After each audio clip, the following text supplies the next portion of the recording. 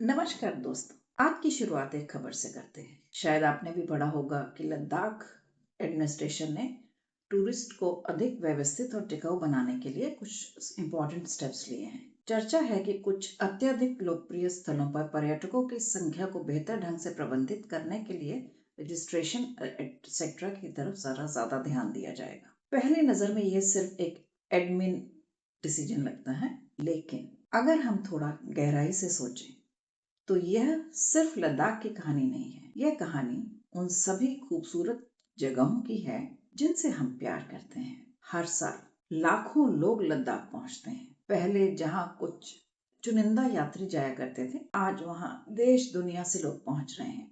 ये अच्छी बात है। इसका मतलब है कि लोग भारत की सुंदरता को देखना चाहते हैं। स्थानीय लोगों को रोजगार मिलता है, छोटे होटल चलते हैं, होम स्टे फलते फूलते हैं, स्थानीय taxi services, guides, cafe, local traditional चीजें बिकती हैं। सबकी आजीविका टूरिज्म से जुड़ती है। तो क्या समाधान पर्यटन कम करना है?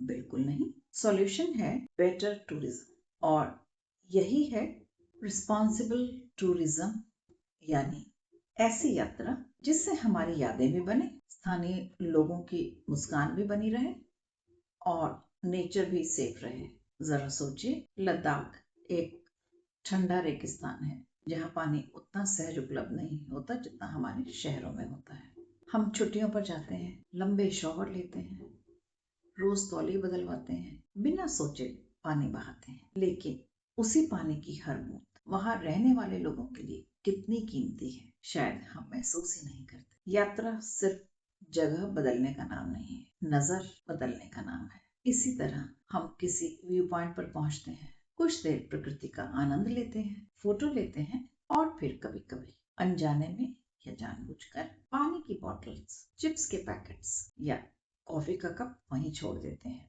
हमारे लिए ये एक बहुत छोटी सी चीज है, लेकिन उस पहाड़ के लिए यह वर्षों तक रहने वाला एक घाव है। रिस्पॉन्सिबल टूरिज्म का मतलब केवल कूड़ा ना फैलाना भी नहीं है। इसका मतलब है जहाँ जाएं वहां के लोगों का सम्मान करें।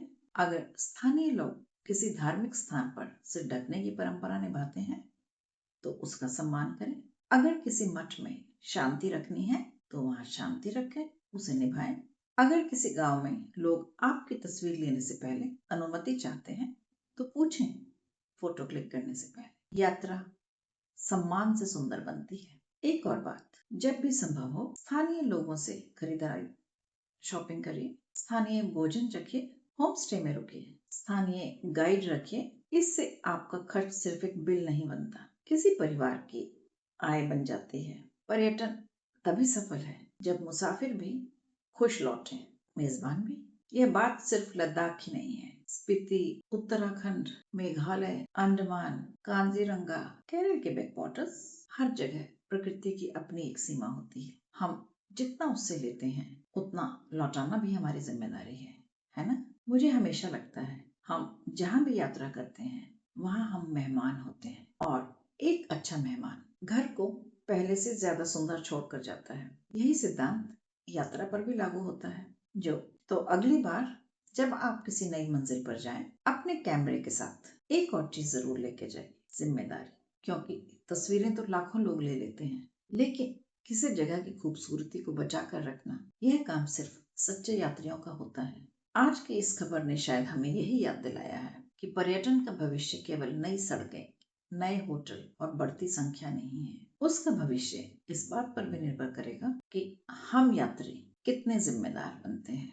मैं आपसे एक सवाल पूछकर विदा लेना चाहूंगी। जब आपके बच्चे या उनके बच्चे 20 साल बाद लद्दाख जाएं, तो आप क्या चाहेंगे? वो वही नीली झीलें देखें, वही शांत पहाड़, वही निर्मल हवा, या सिर्फ पुरानी तस्वीरों में उन्हें खोजें? निर्णय आज हमारे हाथ में है। अगर यह विचार आपको अच्छा लगा तो इसे अपने उन दोस्तों तक जरूर पहुंचाएं जो यात्रा करना पसंद करते हैं, क्योंकि यात्रा जितना अधिकार है उतनी ही जिम्मेदारी भी। मैं हूँ आपकी अपनी नीरजा भटनागर, और आप देख रहे हैं भटनागर बंजारा। मिलते हैं अगली यात्रा में।